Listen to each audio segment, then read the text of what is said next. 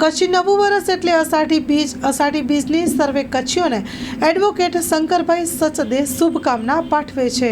સૌથી પ્રથમ તો કચ્છી નવા વર્ષ નિમિત્તે દેશ અને વિદેશમાં વસતા આશાપુરા અને કચ્છિયત ન્યૂઝ ચેનલના વ્યુઅર્સને નવા વર્ષની ખૂબ ખૂબ શુભેચ્છાઓ. આપની ચેનલ ગુજરાત વ્યાપી છે ત્યારે થોડીક વાત કરું તો રાજાશાહીના વખતમાં કચ્છનું પોતાનું ચલણ હતું, કચ્છની પોતાની ટંકશાળ હતી, કચ્છની પોતાની ભાષા હતી, કચ્છની પોતાની હાઈકોર્ટ હતી.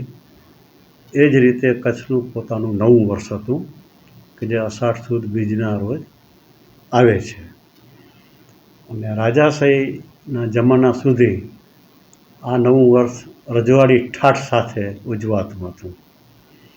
1/6/48 કચ્છનું ભારત સંઘ સાથે વિલીનીકરણ થયું અને કચ્છમાં ક રાજ્યની સ્થાપના થઈ.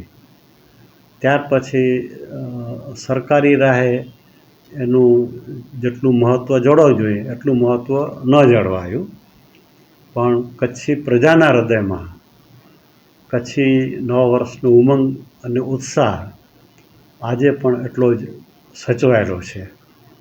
એટલે જ આપ જોશો તો અષાઢી બીજના દિવસે જે ભગવાન દરિયાલાલના મંદિરો, જેને દરિયાસ્થાન તરીકે ઓળખવામાં આવે છે, એને શણગારવામાં આવે છે, રોશની કરવામાં આવે છે.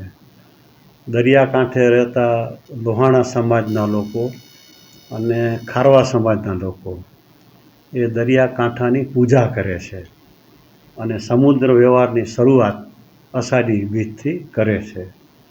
ખેડૂતો પણ પોતાની ખેતીમાં સક્રિય થાય છે. કચ્છના વર્તમાનપત્રો અને સામયિકો એ અષાઢી બીજ નિમિત્તે વિશેષ પૂર્તિનું પ્રકાશન કરે છે.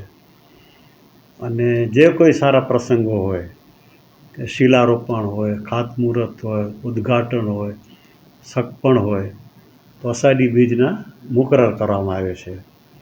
તેમજ નવા વર્ષની ઉજવણી કરવા માટે સાહિત્યના કાર્યક્રમો રાખવામાં આવે છે અને સંગીતના કાર્યક્રમો પણ રાખવામાં આવે છે.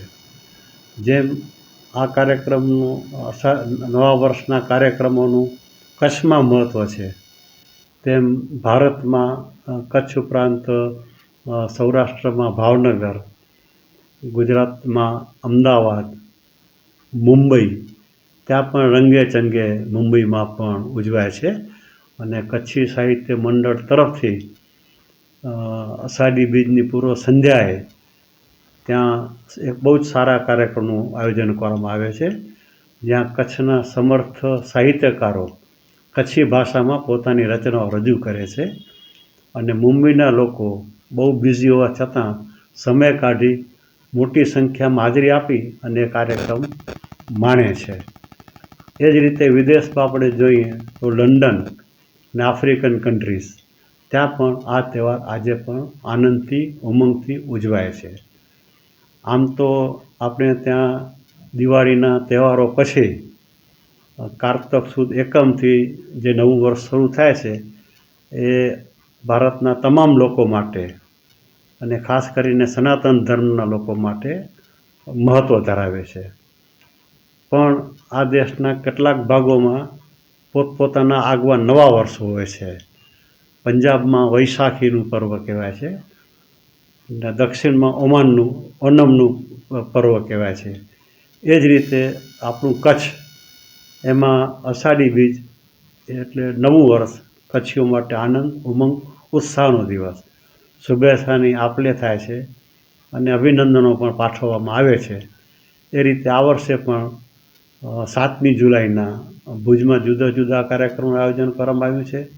એની પૂર્વ સંધ્યાએ પણ કેટલીક સંસ્થાઓ તરફથી જુદા જુદા આયોજનો કરવામાં આવ્યા છે. ફરીથી કચ્છી નવા વર્ષ નિમિત્તે આપના વ્યુઅર્સને ખૂબ ખૂબ અભિનંદન, ખૂબ ખૂબ શુભેચ્છાઓ.